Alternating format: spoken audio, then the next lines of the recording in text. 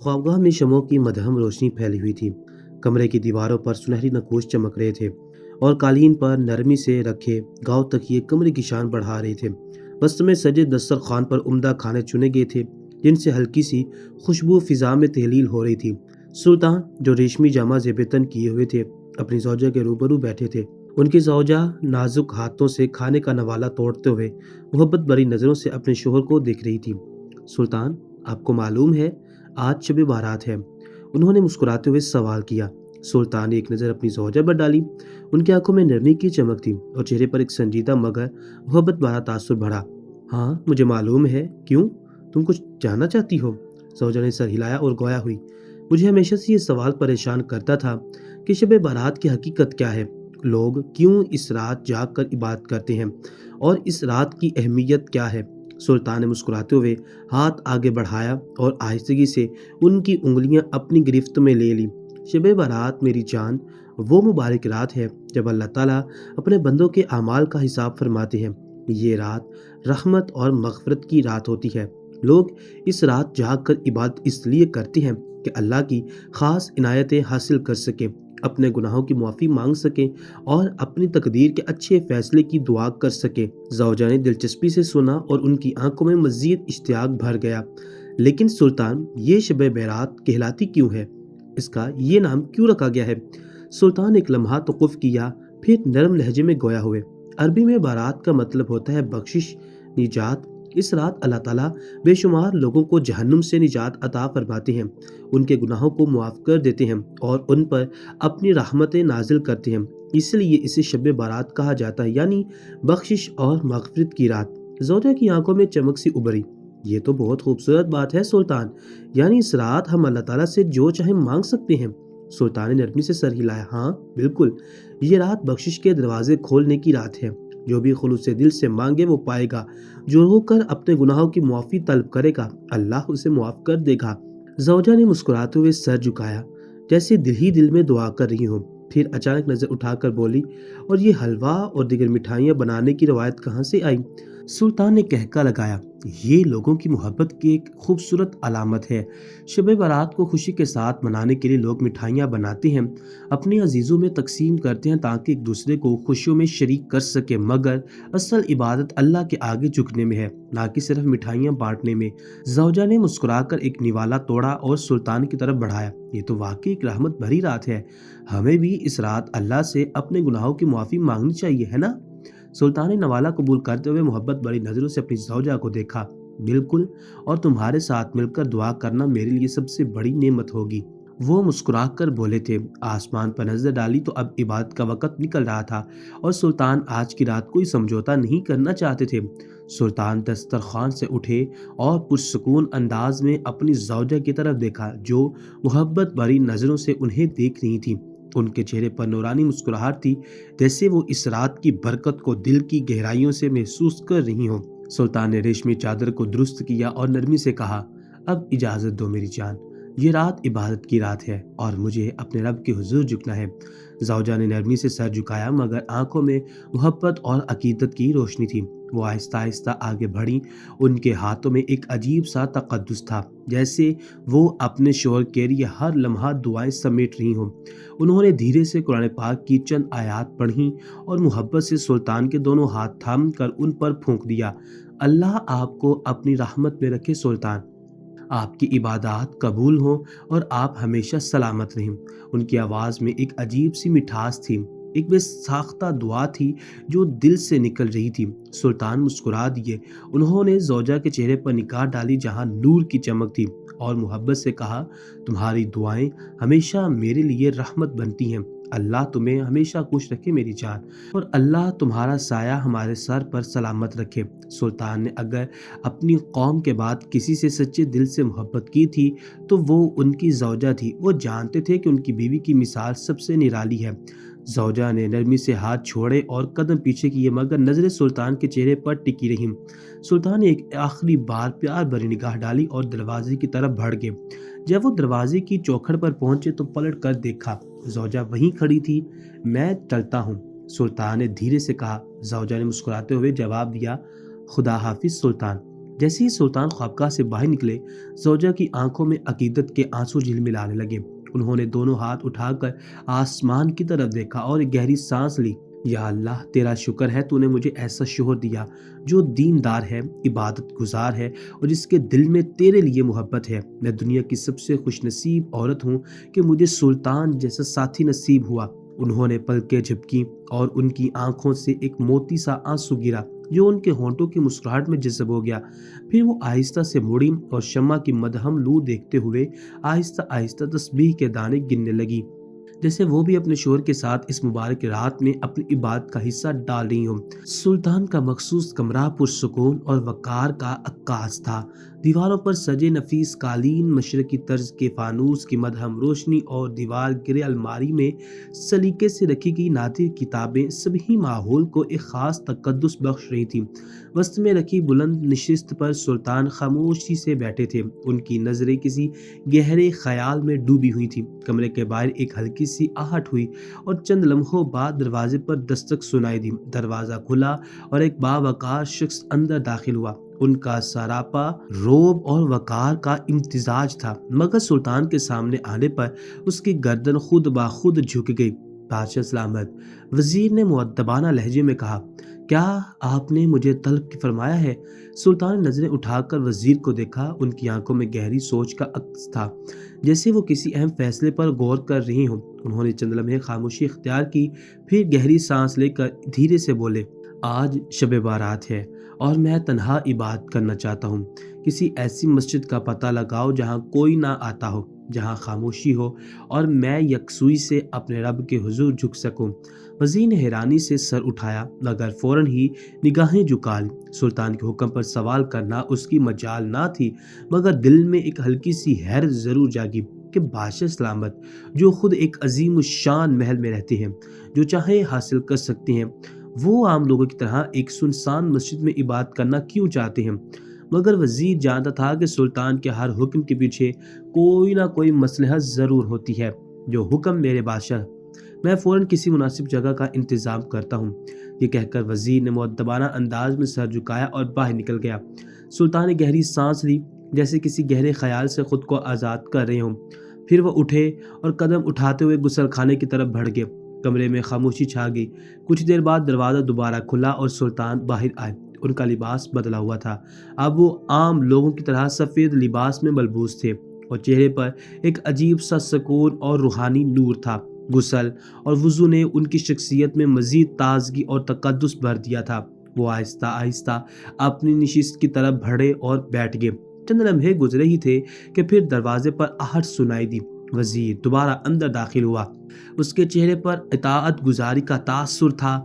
بادشاہ سلامت، میں نے وہ جگہ تلاش کر لی ہے۔ ہمارے شہر کے پچھلے حصے میں ایک قدیم مسجد ہے جہاں کوئی نہیں آتا۔ وہ جگہ بالکل خاموش اور سنسان ہے، آپ وہاں جا سکتے ہیں۔ سلطان نے آنکھیں بند کر کے ایک لمحہ لیا، پھر دھیرے سے سر ہلایا۔ بہت خوب وزیر، تم نے میرا کام آسان کر دیا۔ وزیر نے سر جھکایا، یہ میرا فرض تھا حضور۔ سلطان نشست سے اٹھے اور آہستہ آہستہ دروازے کی طرف بڑھے۔ ان کے قدموں میں سکون تھا، مگر چہرے پر ایک غیر معمولی سنجیدگی اور عزم نمایاں تھا۔ یہ رات ان کے لیے خاص تھی، ایک ایسی رات جس میں وہ ہر دنیاوی حیثیت کو چھوڑ کر بس ایک عام بندے کی طرح اپنے رب کے حضور جھکنے جا رہے تھے۔ مگر وہ نہیں جانتے تھے کہ یہ سب بے اختیاری میں نہیں، بلکہ اللہ ان کو ایک ایسی حقیقت سے روشناس کروانا چاہتا ہے جس کی کوئی حد نہیں تھی۔ محل کے پچھلے حصے کی فضا رات کے سائے میں ڈوبی ہوئی تھی۔ دور کہیں جھینگروں کی آوازیں سنائی دے رہی تھیں اور ٹھنڈی ہوا محل کی بلند فصیلوں سے ٹکرا کر سرسراہٹ پیدا کر رہی تھی۔ یہاں روشنی کے آثار کم تھے، صرف چاند کی مدہم چمک درختوں کے پتوں پر لرزتی ہوئی جھلملا رہی تھی۔ سلطان، جو ہمیشہ مضبوط اور بے خوف نظر آتے تھے، آج ہاتھ میں جائے نماز اور دوسرے ہاتھ میں تسبیح تھامے محل کے پچھلے دروازے سے باہر نکلے۔ قدم دھیرے دھیرے اٹھ رہے تھے، جیسے ہر قدم کے ساتھ کوئی نیا خیال ان کے ذہن میں سرسراتا جا رہا ہو۔ वजीर जो पीछे पीछे आया था अदब से बोला, हुजूर बादशाह सलामत, आप तन्हा कहाँ जा रही हैं? अगर इजाज़त हो तो मैं भी साथ चलूं। रात का वक़्त है, रास्ता सुनसान है। आपको नहीं मालूम बहुत से दुश्मन आपकी ताक में लगे रहते हैं। वो फ़िक्रमंदी से बोला था। सुल्तान रुके, एक लम्हे के लिए वज़ीर की तरफ देखा, फिर नरमी मगर कतीयत से कहा, नहीं वज़ीर, ये रात मेरे और मेरे रब के दरमियान में है। मैं तन्हा जाना चाहता हूँ। वज़ीर के चेहरे पर फ़िक्रमंदी छा गई, मगर सुल्तान के फ़ैसले को बदलना नामुमकिन था। उन्होंने सर झुकाया और पीछे हट के, जबकि सुल्तान आगे बढ़ गए। जैसे जैसे वो महल से दूर होते गए, रात की तारीकी गहरी होती गई। उनका दिल किसी अनजान एहसास में घिरा जा रहा था। ये अजीब सी घबराहट थी जिसका उन्होंने पहले कभी तजर्बा नहीं किया था। उनकी सांसें बोझल होने लगी, कदमों की रफ्तार सुस्त होगी। वो लम्हे भर को रुके, तस्बीह को मजबूती से थामा और आंखें बंद करके गहरी सांस ली। ये कैसी बेचैनी है, उन्होंने खुद से सवाल किया, मगर कोई जवाब न मिला। मगर वो नहीं जानते थे कि जल्द एक ऐसी हकीकत उनके सामने आने वाली है जिससे वो बिल्कुल ना वाकिफ है। मुसाफत तवील थी, महल की रोशनी कब की पीछे रह गई थी और अब सामने सिर्फ अंधेरा था। रास्ते के किनारे सूखे दरख्त खड़े थे जिनकी टहनियां यूं लरस रही थी जैसे कोई सरगोशी कर रहा हो। जमीन पर कहीं कहीं पत्थर और झाड़ियां थी जिन पर उनकी कदमों की आहट मध्यम आवाज में गूंजती थी। दिलाखिर तवील सफर के बाद वो मस्जिद के करीब पहुंचे। ये वाकई एक वीरान जगह थी।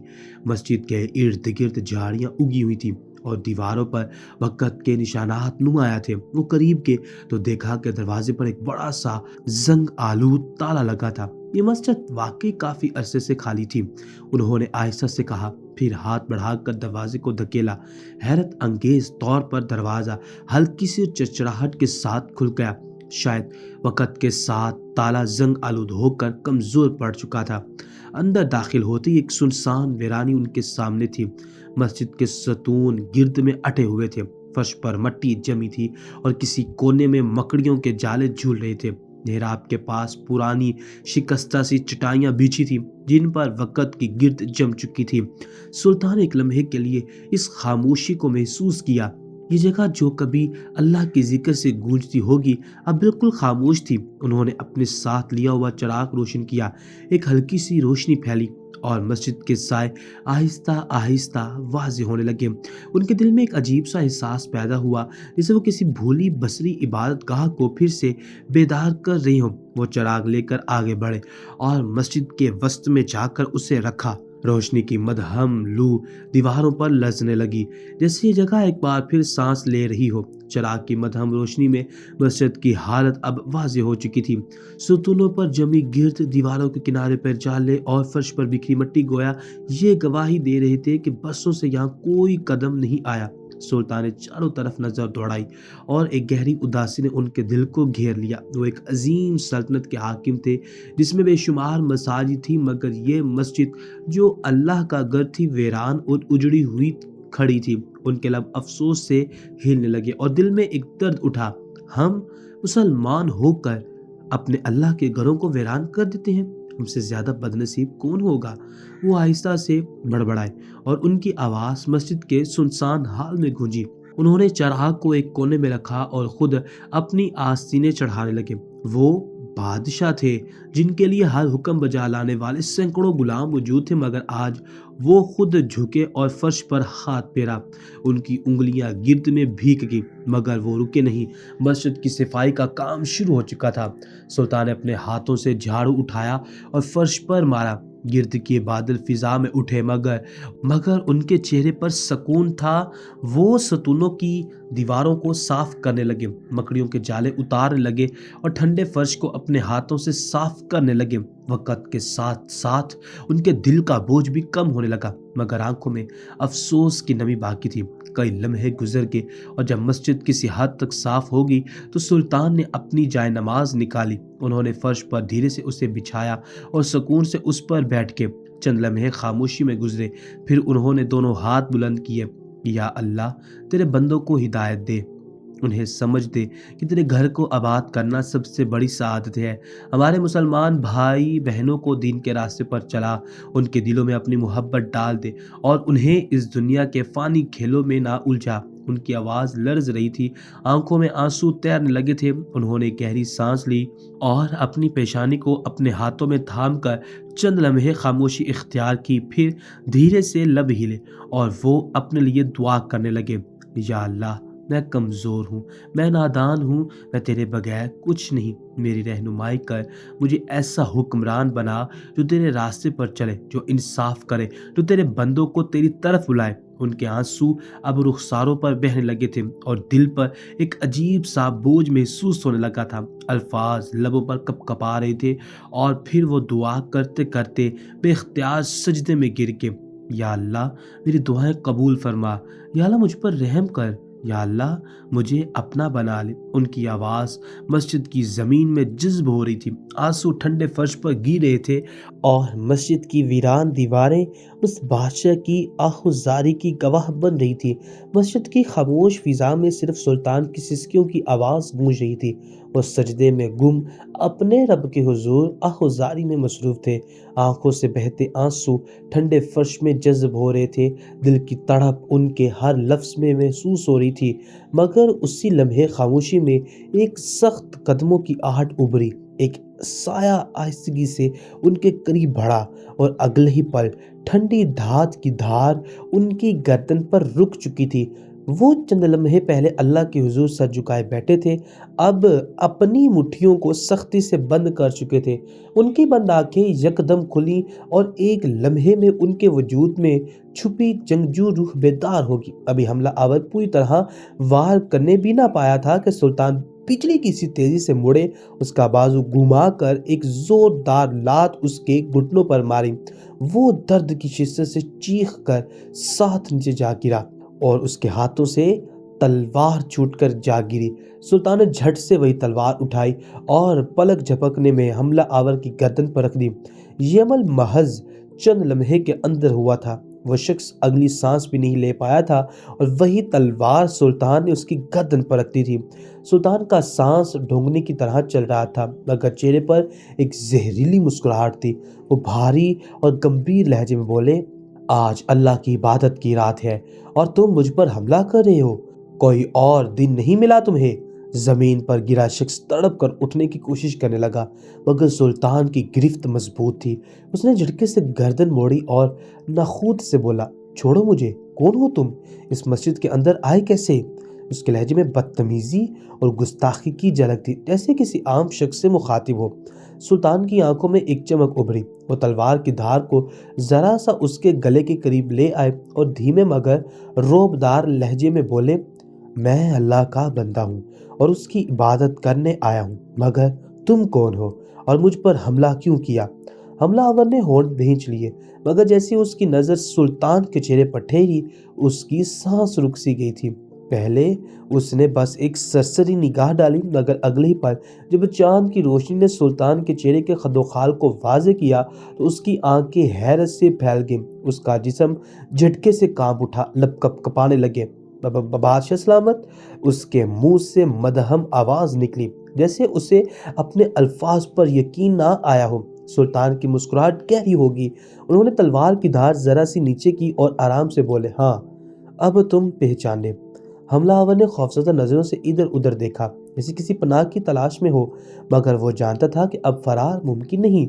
اس کی سانسیں بے ترتیب ہوگی اور اس نے کپ کپاتے لہجے میں کہنا شروع کیا، میں نہیں جانتا تھا کہ یہ آپ ہیں، میں تو بس، مجھے معاف کر دیں بادشاہ سلامت۔ سلطان نے اس کی حالت کا مشاہدہ کیا، مگر ان کی نظریں ابھی بھی سخت تھیں۔ تلوار بدستور اس کی گردن کے قریب تھی، مگر ان کے چہرے کے تاثرات میں ابھی تجسس تھا۔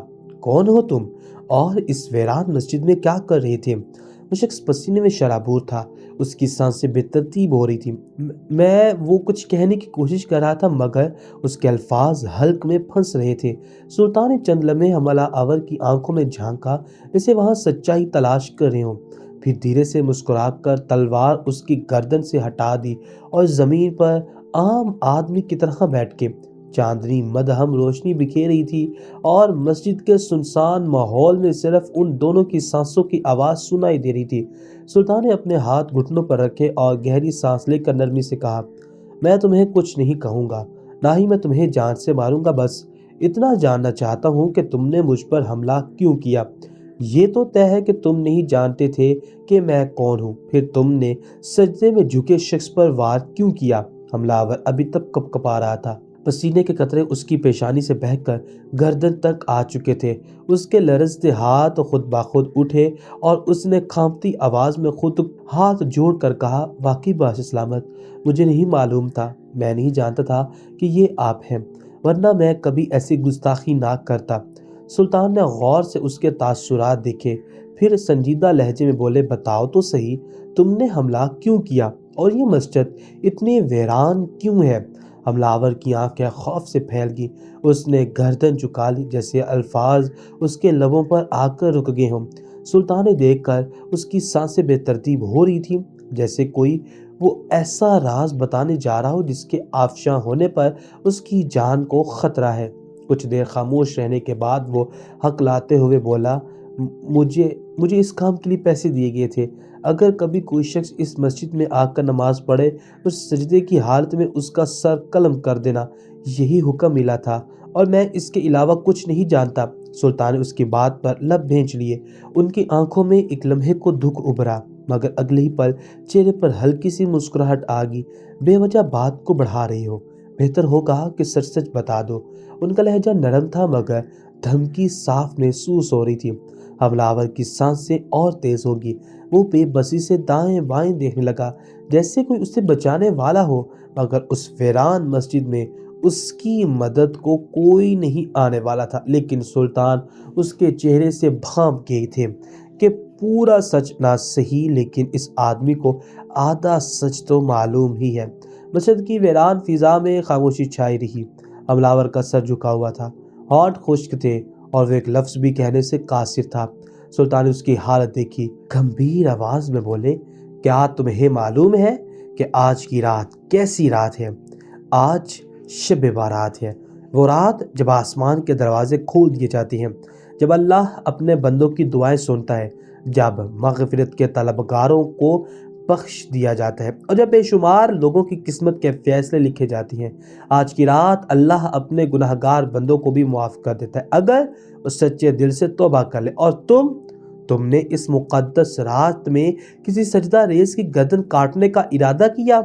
حملہ آور کا سر مزید جھک گیا۔ اس کی انگلیاں بے چینی سے فرش پر چلنے لگی جیسے زمین میں کوئی دراڑ تلاش کر رہا ہو جس میں جا کر چھپ سکے۔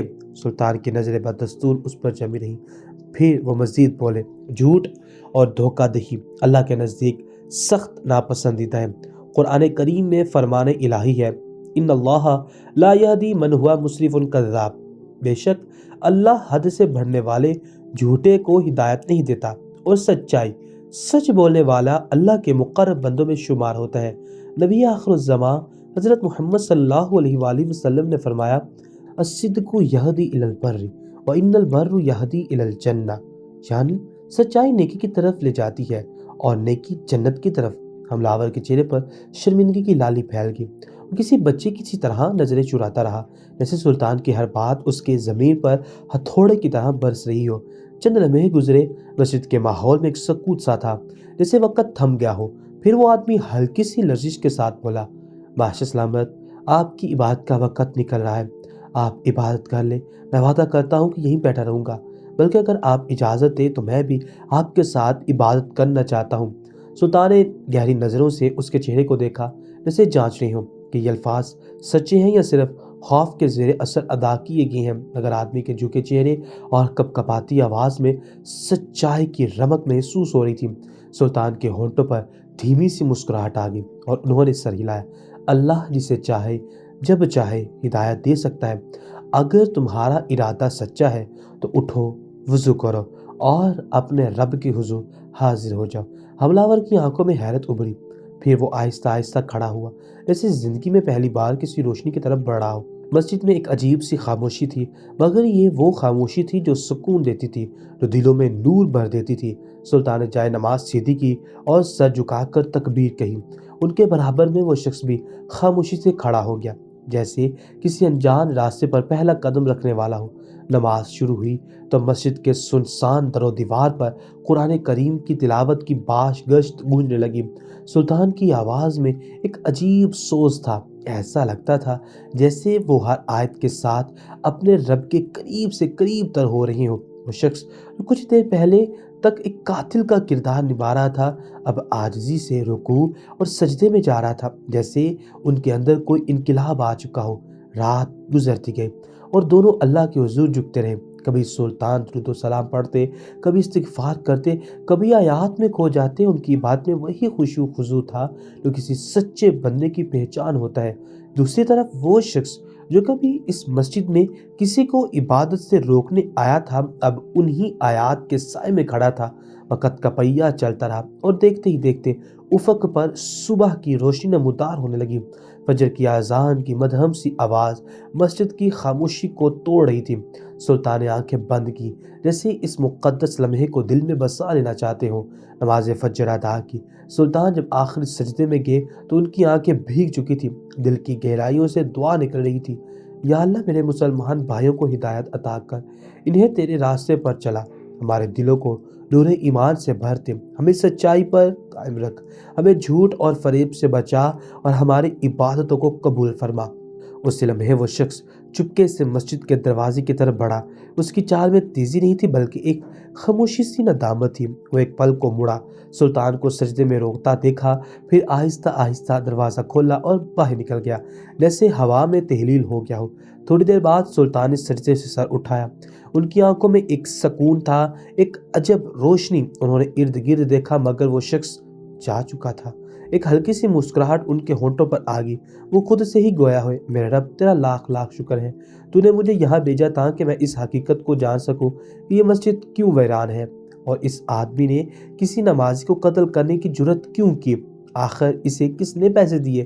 تیرا لاکھ لاکھ شکر ہے کہ تو نے میرے ذریعے ایک شخص کے دل میں تیرے نور کی جھلک دکھا دی ہے۔ یہ کہتے ہوئے سلطان نے جائے نماز کو تہہ کیا، تسبیح کو ہاتھ میں مضبوطی سے تھاما اور مسجد کے دروازے کی طرف بڑھے۔ انہیں اس بات کی آگاہی تھی یہ شخص فائدہ اٹھا کر مسجد سے ضرور بھاگ جائے گا، مگر سلطان کو اگر امید تھی اور ایک یقین بھی تھا کہ شخص لوٹ کر ضرور آئے گا۔ باہر صبح کی روشنی پورے شہر پر پھیل چکی تھی، پرندے چہچہا رہے تھے اور سلطان کے چہرے پر ایک گہرا اطمینان تھا۔ وہ ایک بار پھر پیچھے مڑے، مسجد کی ویران دیواروں کو دیکھا، جیسے ان سے وعدہ کر رہے ہوں کہ اب یہ جگہ ویران نہیں رہے گی۔ پھر ایک مضبوط قدم کے ساتھ محل کی طرف روانہ ہو گئے۔ محل کی بلند و بالا دیواروں کے درمیان صبح کی مدھم روشنی پھیل رہی تھی، خن ہوا سنگ مرمر کے فرش پر آہستہ آہستہ سرک رہی تھی۔ محل کے بڑے دروازے پر ایک خوبصورت نازک سی صورت آنکھوں میں انتظار کا رنگ لیے کھڑی تھی۔ یہ سلطان کی زوجہ تھی جو شب بھر جاگتی رہی تھیں، منتظر تھیں کہ ان کے شوہر عبادت سے لوٹے۔ جیسے ہی سلطان کے قدم محل کے صحن میں داخل ہوئے، وہ فوراً آگے بڑھی۔ چہرے پر ایک دبی دبی سی مسکراہٹ تھی مگر آنکھوں میں بے شمار سوالات۔ سلطان نے انہیں دیکھتے ہی اپنے چہرے کے تھکے تھکے تاثرات پر ایک نرمی سی چمک بکھیر دی۔ الحمدللہ، آپ خیریت سے واپس آ گئے۔ ان کی آواز میں خوشی کا رنگ تھا۔ سلطان نے ایک لمحے کو انہیں دیکھا، جیسے کوئی اپنے گھر کی روشنی دیکھ کر سکون پاتا ہے۔ ہاں، سب خیریت رہی، آپ کے چہرے پر تھکن کے آثار ہیں، انہوں نے نرمی سے کہا۔ کیا آپ نے پوری رات عبادت میں گزار دی؟ سلطان نے مسکراتے ہوئے سر جھکا دیا۔ جب دل رب کے حضور جھک جائے تو وقت کا احساس نہیں رہتا۔ بیوی نے عقیدت سے ان کا چہرہ دیکھا، پھر آہستہ سے بولی، آپ بہت خوش نصیب ہیں کہ اللہ نے آپ کو ایسی عبادت کی توفیق عطا کی۔ سلطان کے چہرے پر سنجیدگی در آئی، اور میں اس سے بھی زیادہ خوش نصیب ہوں کہ اللہ نے مجھے تم جیسا ہم سفر دیا جو میرا انتظار کرتا ہے، میری فکریں کرتا ہے اور میری دعاؤں کا حصہ بنتا ہے۔ بیوی کے چہرے پر حیا کی سرخی دوڑ گئی، انہوں نے نظریں جھکا لی مگر ہلکی سی مسکراہٹ چھپا نہ سکی۔ کچھ لمحے خاموشی میں گزر گئے، پھر سلطان نے ہلکے سے لہجے میں کہا، مجھے اب اپنے مخصوص کمرے میں جانا ہے، ایک ضروری بات کرنی ہے۔ بیوی نے ایک لمحے کو ان کی طرف دیکھا، جس سے ان کے لبوں پر کوئی گزارش مچل رہی ہو، پھر آہستہ سے بولی، کیا آپ تھوڑی دیر تک رک نہیں سکتے؟ سلطان جو پہلے خفیہ میٹنگ کے خیال میں مگن تھے، رک گئے۔ ان کی نظریں بیوی کے چہرے پر مرکوز ہو گئیں، جو محبت اور اپنائیت کے جذبات سے بھرپور تھا۔ وہ کچھ لمحے خاموش رہے، پھر مسکرا کر بولے، کیا تم چاہتی ہو کہ میں رک جاؤں؟ بس کچھ پل کے لیے، بیوی نے نرمی سے کہا۔ سلطان نے گہری سانس لی، پھر مسکراتے ہوئے سر ہلایا۔ ٹھیک ہے، کچھ پل تمہارے ساتھ۔ بیوی نے خوشی سے ہاتھ جوڑ کر ان کے لیے دعا کی۔ اللہ آپ کو سلامت رکھے، آپ کے دل میں ہمیشہ سکون اور ایمان کی روشنی قائم رہے۔ سلطان نے پیار بھری نظروں سے انہیں دیکھا، پھر آہستہ سے ان کے ہاتھ تھامے۔ تمہاری دعائیں میری سب سے بڑی طاقت ہیں۔ کچھ دیر محبت بھری گفتگو کے بعد سلطان نے نرمی سے اجازت طلب کی۔ بیوی نے خاموشی سے سر ہلایا، مگر ان کی آنکھوں میں بے پناہ محبت تھی۔ سلطان نے ایک آخری بار انہیں دیکھا، پھر آہستہ آہستہ اپنے مخصوص کمرے کی طرف بڑھ گئے، جہاں ایک نیا راز ان کا انتظار کر رہا تھا۔ کمرے میں گہری سنجیدگی چھائی ہوئی تھی، بھاری پردے بندے تھے، دیواروں پر لٹکے مشعلوں کی مدھم روشنی ماحول کو مزید پراسرار بنا رہی تھی۔ سنگ مرمر کی میز کے گرد سلطان اپنے خاص وزیر اور 3 مخصوص سپاہیوں کے ساتھ بیٹھے تھے۔ ان سب کے چہروں پر سنجیدگی نمایاں تھی، گویا کسی اہم معاملے پر غور کیا جا رہا ہو۔ سلطان نے اپنی گہری نظریں سب پر ڈالتے ہوئے کہا، کل رات میں ایک سنسان مسجد میں عبادت کے لیے گیا تھا، ایک ایسی مسجد جہاں کوئی نماز پڑھنے نہیں جاتا، جو اندھیروں میں ڈوبی ہوئی تھی۔ تمام لوگوں نے سر کو ہلایا۔ سلطان نے آگے بولنا شروع کیا، وہاں پہنچتے مجھے ایک عجیب سا احساس ہوا، ایسا لگ رہا تھا جیسے وہاں کچھ غلط ہے، اور پھر جب میں سجدے میں گیا کسی نے میری گردن پر تلوار رکھ دی۔ وزیر حیرت اور غصے سے اپنی جگہ کھڑا ہو گیا۔ کیا؟ سپاہیوں نے فوراً تلواریں میان سے نکالی، مگر سلطان نے ایک ہاتھ بلند کر کے انہیں روکنے کا اشارہ کر دیا۔ خاموش رہو۔ ان کی آواز میں وہی دبدبا تھا جو ہمیشہ دشمن کے دل دہلا دیتا تھا۔ وزیر نے ضبط سے مٹھیاں بینکی، مگر خاموش رہا۔ سپاہیوں نے بھی تلواریں واپس میان میں رکھ دیں۔ سلطان نے اپنی بات جاری رکھی، میں نے حملہ آور کو قابو کر لیا، اور جب میں نے اس سے حقیقت پوچھی تو جان کر حیرت ہوئی کہ اسے اس کام کے لیے کسی نے بھاری رقم دی تھی۔ اسے حکم دیا گیا تھا کہ اگر کوئی اس مسجد میں نماز کے لیے آئے تو سجدے کی حالت میں اس کا سر قلم کر دیا جائے۔ کمرے میں گہری خاموشی چھا گئی۔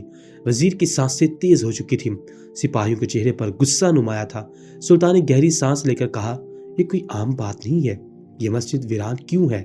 وہاں کوئی عبادت کرنے کیوں نہیں آتا؟ اور سب سے بڑھ کر کسی کو نمازیوں کو قتل کرنے کے لیے پیسے کیوں دیے جا رہے ہیں؟ مجھے کچھ ٹھیک نہیں لگ رہا، ایسا لگتا ہے جیسے معاملہ کچھ اور ہے۔ وہ انسان جو بول رہا ہے وہ بھی سچ نہیں ہے۔ وزیر نے آگے بڑھ کر کہا، باش سلامت، ہمیں فوراً کارروائی کرنی چاہیے، یہ بغاوت کی ایک واضح علامت ہے۔ کسی نے دانستہ طور پر ایک مسجد کو ویران کر دیا، اور وہاں پر کوئی خاص سازش چل رہی ہے۔ سلطان نے سر ہلایا، اس لیے میں نے تم سب کو یہاں پر بلایا ہے۔ میں نہیں چاہتا کہ بغیر مکمل معلومات کے ہم قدم اٹھائیں۔ پہلے ہمیں جاننا ہوگا کہ وہاں پر کون قابض ہے، کس کے حکم پر یہ سب ہو رہا ہے، اور اس کے پیچھے اصل مقصد کیا ہے۔ پھر سلطان نے مخصوص سپاہیوں کی طرف دیکھا، تم تینوں میں ایک خاص ذمہ داری سونپ رہا ہوں، آج ہی جا کر معلوم کرو کہ اس مسجد کے ارد گرد کیا ہو رہا ہے۔ وہاں کے قریب رہنے والے لوگوں سے بات کرو، دیکھو کہ کوئی غیر معمولی سرگرمی تو نہیں ہو رہی۔ سپاہیوں نے یک زبان ہو کر کہا، حکم کی تعمیل ہوگی باش سلامت۔ سلطان نے وزیر کی طرف رخ کیا، اور تم اپنے خاص آدمیوں کو بھیجو، پتہ لگاؤ کہ شہر میں کوئی نئی طاقت ابھر تو نہیں رہی، کوئی گروہ، کوئی ایسا دشمن جو خاموشی سے کچھ بڑا کرنے کی تیاری کر رہا ہو۔ مجھے ہر حال میں سچائی جاننی ہے۔ وزیر نے فوراً سر جھکایا، جو حکم باش سلامت، میں آج ہی اپنے خاص جاسوسوں کو حرکت میں لاتا ہوں۔ سلطان کی نظریں ایک بار پھر سخت ہوگی، یہ معاملہ کسی بڑے خطرے کی طرف اشارہ کر رہا ہے، ہمیں جلد از جلد حقیقت کا پتہ لگانا ہوگا، ورنہ بہت دیر ہو جائے گی۔ کمرے میں سب کے چہروں پر عزم اور جوش کی چمک نمایاں تھی۔ یہ رات سازش کی تاریکی سے پردہ اٹھانے کی شروعات تھی۔ اگلے روز پورا دن معمول کے مطابق گزرا تھا۔ سلطان اپنے مخصوص کمرے میں داخل ہوئے تو ان کے چہرے پر تھکن کے آثار نمایاں تھے۔ دربار کے سخت مصروفیات کے بعد انہیں کچھ دیر تنہائی درکار تھی، مگر جیسے ہی وہ اپنی نشست پر بیٹھے دروازہ کھلا اور ان کے 3 مخصوص سپاہی اور وزیر اندر داخل ہوئے۔ سلطان کی بھویں ہلکی سی تن گئی، انہیں لگا تھا کہ اس راز کو جاننے میں وقت لگے گا، مگر ان سب کو یوں فوراً اپنے سامنے دیکھ کر وہ سمجھ گئے تھے کہ کوئی اہم خبر آ چکی ہے۔ وہ کرسی کی پشت سے ٹیک لگا کر سیدھے ہوئے اور گہری نظروں سے ان سب کو دیکھنے لگے۔ سپاہیوں میں سے ایک نے سر جھکایا اور مؤدبانہ لہجے میں بولا، بادشاہ سلامت، ہم نے آس پاس کے لوگوں سے بات کی۔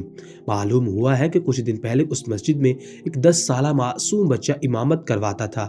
اس نے بہت جلد قرآن پاک کو حفظ بھی کر لیا تھا، اس لیے آگے پیچھے موجود لوگوں نے فیصلہ کر کے اسے مسجد کا امام بنا دیا تھا۔ سلطان کی آنکھوں میں حیرت ابھری، وہ ہمتن گوش ہو گئے۔ سپاہیوں نے افسوس بھرے لہجے میں کہا، کسی نے اسے زہر دے کر مار دیا، اور پھر مسجد کو تالا لگا کر بند کر دیا گیا۔ اس کے بعد وہاں کوئی بات کے لیے نہیں آتا۔ کمرے میں خاموشی چھا گئی، ایسا لگا جیسے دیواریں بھی اس انکشاف پر سوگوار ہو گئی ہوں۔ سلطان کے چہرے پر گہری سوچ کے آثار نمودار ہوئے، ان کی انگلیاں کرسی کے ہتھے پر ہلکی سی حرکت کرنے لگی۔ انہوں نے نظر گھما کر وزیر کی جانب دیکھا۔ وزیر نے تائیدی انداز میں سر ہلایا۔ بادشاہ سلامت، میرے خاص آدمیوں نے بھی یہی خبر دی ہے۔ مسجد کو جان بوجھ کر بند کیا گیا اور نمازیوں کو وہاں آنے سے روکنے کے لیے قتل و غارت کا خوف پھیلایا گیا۔ سلطان نے گہری سانس لی، ان کی نظریں ایک لمحے کو زمین پر جم گئی، پھر آہستہ سے انہوں نے اپنا سر اٹھایا اور سب کے چہروں پر نظریں دوڑائی۔ ان کی آنکھوں میں اب غصے کی چنگاریاں واضح ہونے لگی تھی۔ یہ حرکت کس نے کی؟ سلطان کا لہجہ پرسکون تھا، مگر اس کے پیچھے خطرناک طوفان چھپا تھا۔ سپاہیوں نے سر جھکا لیا۔ یہ معلوم نہ ہو سکا بادشاہ سلامت، لوگ خوف زدہ ہے، کوئی کھل کر بات کرنے کو تیار نہیں۔ ایسا لگتا ہے کہ جس نے بھی یہ کیا ہے وہ بہت طاقتور ہے۔ سلطان نے کرسی کی پشت پر ہاتھ رکھا اور ہلکی سی جنبش دی، گویا سوچ میں گم ہو۔ پھر ایک گہری سانس لے کر سیدھے ہوئے اور ہاتھ کے اشارے سے سب کو جانے کا حکم دے دیا۔ سپاہی اور وزیر تعظیم بجا لاتے ہوئے خاموشی سے باہر نکل گئے، مگر سلطان اپنی جگہ ساکت بیٹھے رہے۔ ان کے چہرے پر تفکر کے سائے گہرے ہو رہے تھے۔ یہ معاملہ صرف ایک ویران مسجد کا نہیں تھا، یہ ایک بہت بڑی سازش کی نشاندہی کر رہا تھا۔ سلطان نے نظریں اٹھائیں، ایک فیصلہ کر لیا تھا، یہ معاملہ اب یوں ہی نہیں چھوڑا جا سکتا۔ رات کی سیاہ چادر پورے شہر پر تن چکی تھی، ہر طرف خاموشی کا راج تھا۔ آسمانوں پر بادلوں کی دھندلی تہ چاند کی روشنی کو مدھم کیے ہوئے تھی، اور ٹھنڈی ہوا کے جھونکے ماحول کو مزید پر اسرار بنا رہی تھے۔ سلطان عام آدمی کے لباس میں ملبوس اپنے مخصوص راستے سے محل کے پچھلے حصے سے نکلے۔ ان کے قدموں کی چاپ دبی زمین میں دب رہی تھی اور ان کی چال میں غیر معمولی چستی تھی۔ لباس کے نیچے چھپی تلوار ان کی تیاری کا اعلان کری تھی، مگر چہرہ بالکل پرسکون تھا، جیسے وہ ایک عام راستے پر چہل قدمی کر رہے ہوں۔ سائے میں چھپتی گلیوں کے پیچیدہ راستوں سے گزرتے وہ سیدھا ویران مسجد کی طرف جا پہنچے۔ وہاں پہنچ کر وہ چند لمحے رک گئے، نظریں اٹھا کر اس اجڑی عمارت کو دیکھا۔ دروازے پر آج بھی وہی تالا لگا تھا۔ انہوں نے گہری سانس لی اور پھر زیر لب اللہ کا نام لیا، اور ایک ہی جھٹکے میں تالا توڑ کر اندر داخل ہو گئے۔ اندر وہی خاموشی اور ویرانی تھی، جیسے صدیوں سے کوئی یہاں آیا نہ ہو۔ سلطان چند لمحے دروازے کے قریب کھڑے رہے، ان کی نظریں چاروں طرف گھومتی رہیں، مگر کچھ خاص نظر نہ آیا، بس وہی ٹوٹے ہوئے ستون، گرد سے اٹی ہوئی زمین اور ایک آسیب زدہ سناٹا۔ مگر اچانک ان کی نظر دائیں جانب ایک کونے پر جا کر رکی۔ وہ کونا باقی جگہوں کی نسبت کچھ زیادہ ہی پرانا اور پسیدہ معلوم ہو رہا تھا، جیسے وہاں کچھ چھپانے کی کوشش کی گئی ہو۔ سلطان کے لبوں پر ایک خفیہ مسکراہٹ ابھری، جیسے کسی راز کے قریب پہنچ گئے ہو۔ وہ دھیمے قدموں سے اس کونے کی طرف بڑھے، وہاں جا کر کھڑے ہوئے اور بھاگور اس جگہ کا جائزہ لینے لگے۔ ماحول میں پر اسراریت تھی، جیسے ہوا بھی تھم گئی ہو۔ سلطان کی نظریں ہر زاویے سے اس کونے کو پرکھ رہی تھی۔ پھر جیسے ہی انہیں کچھ اندازہ ہوا، وہ بنا کچھ کہے ایک قدم پیچھے ہٹے اور پوری قوت سے زمین پر ایک زوردار لات ماری۔ اچانک ایک بھاری آواز گونجی، جیسے زمین کے نیچے کوئی کھوکھلی جگہ ہو۔ وہ حصہ زوردار دھماکے سے نیچے گر گیا، گرد و غبار کی ایک تمیز چادر ہوا میں پھیل گئی۔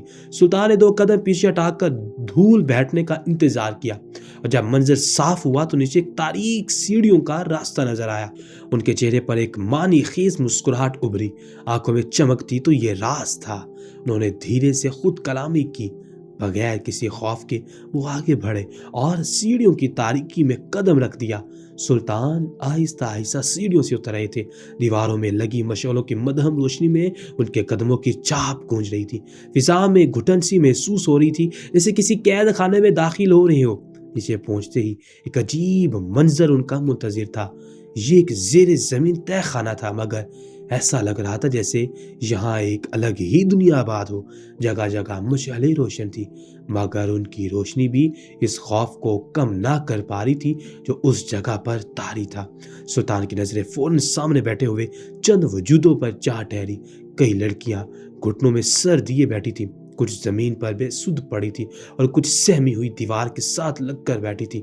یہاں کی فضا میں اداسی، خوف اور بے بسی کی بو سی بسی ہوئی تھی۔ مگر جیسے ہی سلطان نے قدم آگے بڑھایا، اچانک دو آدمی لپک کر ان پر حملہ آور ہوئے۔ ایک کے ہاتھ میں خنجر تھا اور دوسرے کے ہاتھ میں لوہے کی سلاخ، مگر وہ جانتے نہیں تھے کہ جس پر حملہ کرنے جا رہے تھے وہ کوئی اور شخص نہیں بلکہ سلطنت کا سلطان ہے۔